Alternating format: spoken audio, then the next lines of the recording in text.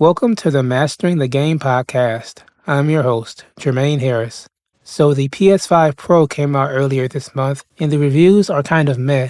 I personally have not bought a PS5 Pro, but from the articles that I've read from people that did buy it, all of them mentioned how upgrading to the PS5 Pro, if you already have a PlayStation 5, may not be worth it unless you have a fancy TV or a computer monitor that you play your video games on. But like I may have said the last time that I talked about the PlayStation 5 Pro, I'm glad that they made this console because it will further the standard technology used for video games, but I just don't think that the PlayStation 5 Pro makes sense for most people. Last week there was an ad campaign that Xbox came out with that had several different images. Some of them were actual gaming consoles like the Xbox Series X. A few other images used in that ad were a bento box, a laptop, and a cell phone that had some text overlaid on it saying that this is an Xbox. In theory, this can be a good marketing tool for Xbox if they are trying to shift toward more software-focused gameplay, but I think that labeling actual Xboxes and non-Xbox devices as Xboxes does take away reasons for someone to buy your console. I read through an article by IGN, and in that article they mentioned that Phil Spencer, who's the head of Xbox,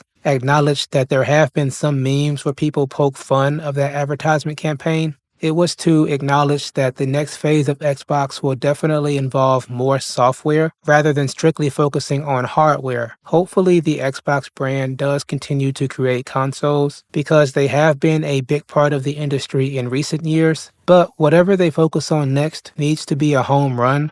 I think that most people would agree that PlayStation has won the current console generation, but that doesn't mean they'll be winning forever. However, Xbox needs to get a good plan dialed in so they'd even have a chance at competing in the next console generation. Thanks for listening.